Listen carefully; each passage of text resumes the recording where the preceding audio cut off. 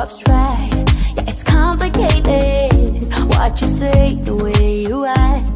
Well, it makes me so confused. I don't know what to do anymore. Can you just make up your mind? My heart drops when you play around. How can you be up when I'm down? Don't wanna think about it right now. Maybe you just wanna be friends, but there is a fight when we are talking. Maybe you just wanna pretend, but I can read between the lines. Even if I can't deny that all the things you said are hurting, still wanna be with you. I think you want it too. 'Cause baby, I don't wanna be. Hello, everybody. I see we got a few people. There's some names I recognize in the comments, which is over here. If you see me looking over here, I'm Elena Anderson with Black Sheep 303. And this is the card that I did. It is the Scandinavian style pop-up Christmas card. It is using a Cricut. So I did see someone in the comments who said they are not interested in digital cards. So this may not be a presentation for you, but I know there are a few people out in here whose names I recognize, like Loretta, hi Loretta, and some others who do have a Cricut. So my specialty really is Cricut stuff. I work with Cricut's silhouette and scan and cut machines. So I do tutorials on all of those. I also have a laser that I've started doing tutorials on. But primarily I do work with the Cricut. I'm in a lot of Cricut summits and card making summits. I primarily design cards for like SVG files for making cards. And I started out as a traditional card maker, actually, when I started my blog back in 2016, where I was doing like stamping and all the traditional stuff, you know, like ink blending, coloring, all that kind of stuff. I was on the Elizabeth Craft Designs design team for a couple of years. And then I got really burned out and I stopped for a couple of years. And then once the pandemic happened, I started back in, and I had a silhouette for a while at that point, and I'd had a Cricut Expression, if anybody remembers those with the cartridges, and a scan and cut for a long time. And so I decided, well, you know, I think I'm going to start looking at that. And I was on a medical leave from my job during the pandemic, so I got into like designing SVGs, and so from there I have my business has blossomed, I guess we'll say. I am a big fan of the Cricut Joy and the Cricut Joy Extra. Those are kind of my specialty areas, I guess, because I have a Joy Summit that just ended in July. Let's see if you have any questions about this card or anything about card making, particularly with a electronic cutting machine. Feel free to throw it in the comments. I'm happy to answer any kinds of questions. I've dealt with a lot of cardstock. So Loretta, how did I design the tree? Okay, so here's a little, here's how I use AI, basically. So when I use AI, I will use it to help me get ideas for the way things should look. So I use Midjourney a lot, and so I put in like a prompt for like a Scandinavian tree card, like greeting card tree design, and something similar to this came up. And so I downloaded it, and then I'll take it into Procreate. And normally like AI stuff is pretty detailed and way too detailed for cards and other kinds of things that you can do on a cutting machine. So I kind of took the shape of the tree, basically kind of off of what the AI did. I simplified it a lot. And then I just the Scandinavian elements, you know, that's pretty easy. And I am half Norwegian and 25% Swedish, so I have a lot of Scandinavian heritage. So, you know, those like elements like the Scandinavian star, you know, that's pretty easy to just design in Illustrator. But the original sort of look of the tree, I will confess, I got from Midjourney. But I do basically redesign the whole thing. I mean, like, there's no way to use something, at least in what I do, that you would get from AI just as its own. And 9 times out of 10, it has to always be like tweaked in some way. Joyce, hey, how are you?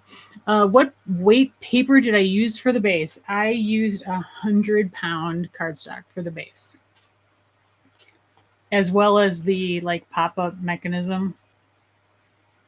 Everything else is 65-pound, 176 GSM.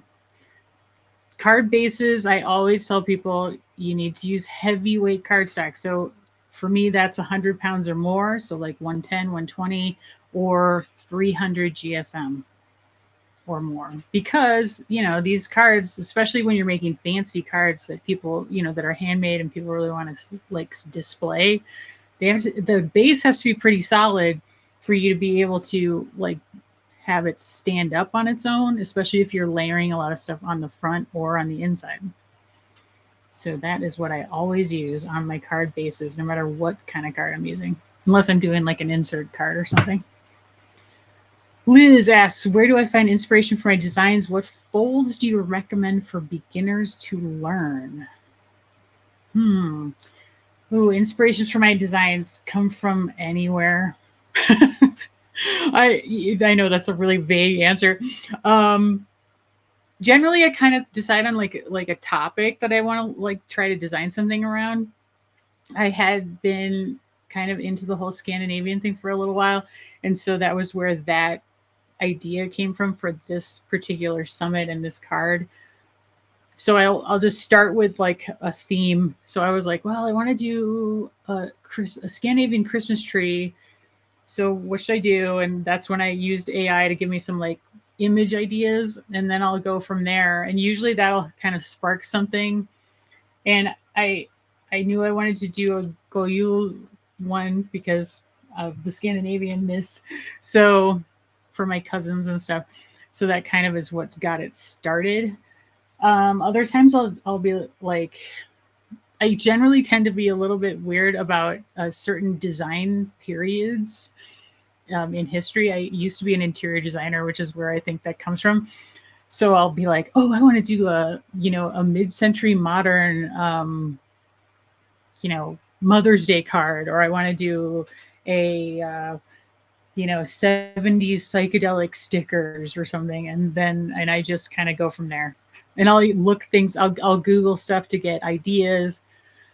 I use Procreate a lot, especially if I'm like trying to, sort of quasi trace something to get like a shape or an idea that way. And really, it could be anything. It could be a TV show will spark something, looking at something outside, who knows? I think everybody I don't have any particular like creative process that I could explain really to like determine what I'm going to do. But usually it'll be like, okay, what do I need to do? Oh, it needs to be really quick and easy, like simple. So what can I do for that? And if it's a theme like, Christmas, for example, for this summit, or, something different like spring or summer, that kind of thing, I'll oftentimes just like Google search stuff just to give me like ideas and images. I don't know if that answers the question. Probably a long question. Lisa asks, what's my favorite cutting machine and why? Well, okay. My favorite cutting machine is the Cricut Joy Extra. And I'll be honest, I'm like an underdog person. Like I kind of root for the underdog. So given that Cricut is so popular, it hurts me a little bit to say that because, I really like, I love the Scan and Cut, for example, but that's probably the machine that is used maybe the least.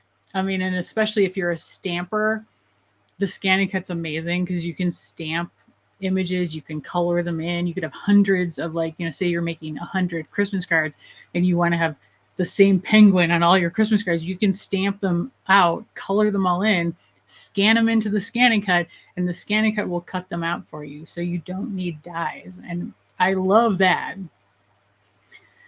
But I find all cutting machines somewhat difficult to learn, especially for people who are like not tech savvy and aren't real familiar with like complicated graphics programs.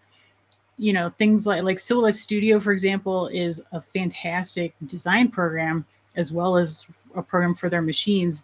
But I feel like it's pretty intimidating just because it's got so much in it. And Scan and Cut is almost like, I don't find it overly user friendly, like Canvas Workspace, the software that goes with the Scan and Cut. It's not intuitive as far as like figuring out how to do things, and I feel like it's almost like overly simple, like it can't do more complicated things. So the Cricut to me is really the most beginner friendly machine. Not to say that I think it's easy to learn Design Space. You have to have some stick to itiveness, I think, to like commit to it, but once you get it, I think it's pretty easy. And I just really like that machine because of the size. Like it's not too big, because you can sort of see over on the sides here, I've got my machines all like on the shelves because I have a fairly small craft space. So I can't, and I have limited workspace, like countertops that I can like actually work on. So I have to have like those all cleared off basically in order for me to do anything. So having the smaller machines is really, really helpful for me because I can just move them around really easily. So that's why I love the Joy and the Joy Extra. And I just think like the Joy Extra to me is the perfect size because it's, it's only like a foot long. It's only 6 pounds. And you can do print and cut on it. There is a hack for that with the Joy, but pretty much everything that I need to make as a card maker, other than envelopes, you can do with the Joy Extra. So that is why that is my favorite machine. Portability, just being smaller, and then the ease of use. I think Design Space is the easiest program to learn. Honestly, as an SVG designer, I don't design things in Cricut Design Space that much. So, any program really works for me, but I think that one is probably the easiest one once you get a hang of all the little like quirks about it, like having to attach lines to card bases and things like that, or the contour tool. Once you kind of get a hang of those tools in it, I think it's actually pretty easy to use. And I think you can use it with or without the Access membership. But if you are somebody who likes to use pre-made designs and you don't want to like go down the road of having to like lay a whole bunch of stuff out yourself, like even with text, that's, I think, a great route to go. I hope that answers the questions. Ardith, hey, I love Scandinavian style. What do you think best defines it? Well, Scandinavian style is very simple, pretty minimal, and boy, it's got certain icons that are, especially holiday icons that you would associate with it if you're talking about Christmas. Things like there are the Julenisse, which are kind of like gnomes. And things like the Scandinavian star. It's usually a very simple color scheme of like red and white. The like this blue also plays a big role in Scandinavian holiday, as well as just generally kind of sort of muted color patterns or color palettes are sort of like part of Scandinavian design in terms of interior design. But with like decorative elements, it's again simple shapes, but yet they're kind of, you layer them together to create a more complicated pattern, like with even just sort of like the sweater pattern on the front of this. But it's, simple, just diamonds, lines, and the star, and then just red and white. That is what I think defines Scandinavian style. I'm sure there are better people out there who could explain. Liz asks, do I design SVGs on Adobe, Inkscape, or Affinity? I use primarily Adobe Illustrator now. I started off with Inkscape. I think Inkscape is a great program to learn in. And then I went to Illustrator, and I actually do use Affinity Designer. Like Jav Sid, who is a big Affinity Designer person, has turned me onto that. And there are some great tools in Affinity Designer that make SVG designing easier than it is in Illustrator. So, and it's also a very like budget friendly option because Illustrator's, like $20 a month to subscribe to. So it's not cheap by any stretch. And I think like I bought Affinity Designer not too long ago, and it's often on sale. So you need to look for it on sale. And I think it was $35 for the whole program.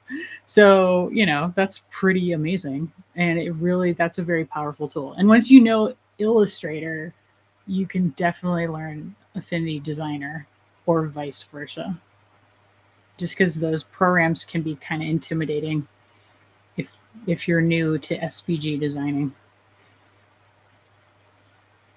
Hey, Loretta, besides holiday cards, for what occasions do you most enjoy making cards? Birthdays, probably. I really like making birthday cards. I have 2 nieces. I don't have any kids, but I have 2 nieces.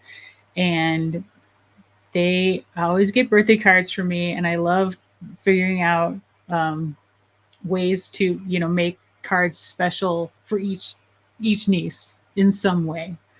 Things they like, that kind of thing. And I just like to make birthday cards in general. And I'm really into pop-up cards lately. I am trying to figure out how to make more pop-up cards and more like dimensional cards. Joyce, you have a simple card front, so the pop-up tree is an unexpected detail. Yeah, which I kind of like about it. It makes it, as I mentioned in the video, it's not like a simple card to put together by any stretch. There are a lot of like little detailed pieces. So it is something that you probably want to make for somebody special. You're not going to be cranking out like 50 of those probably unless you start right now. But yeah, it's fun. I always love that when you get something that like, oh, it looks cool. It's nice. And then you're like, oh my God, wow, that's so cool. It's always fun to like, surprise your card recipient with something unexpected. What other crafting do I love? Well, I do some cross stitch. I'll be honest, because I craft for my job, I don't really craft so much outside of it anymore. I like knitting, although I haven't done it in a while, so I think I've lost my knitting skills. And needle felting. I like needle felting. Does anybody needle felt? Let's see. It's my little dragon that I needle felted. So that's really fun and kind of like a stress reliever. If you know anything about needle felting, you're like poking. You're basically taking like wool and you're like poking it together to like compact it into the shape. And then you attach the various pieces by like poking them into each other. So the fibers like bond together, basically, they kind of combine, and then that allows everything to stick together. So there's no sewing or anything. It's just all poking. So I like that.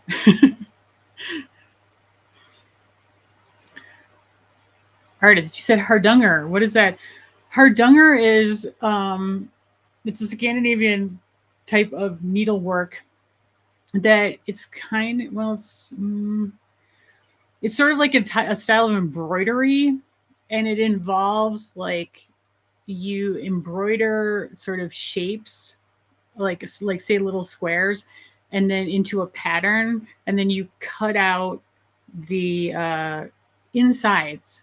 So it has sort of a lacy effect to it, although it's not as lacy as lace. I don't know if that makes any sense. But it's cool. It has a bunch of cool Scandinavian like icon like designs into it, and it's very fun. Okay, guys. Wow, the 20 minutes, that went really fast. Was that just me? It went really fast.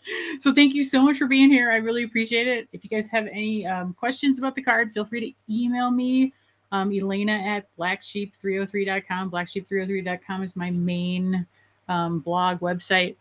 And then from there, you can find like my Facebook page, my Pinterest, my Instagram, and YouTube is probably my biggest thing that I do content on. Although I confess I am mostly like a summit person now. So check out. I have an events page on my website that'll tell you about upcoming summits that I will be a part of.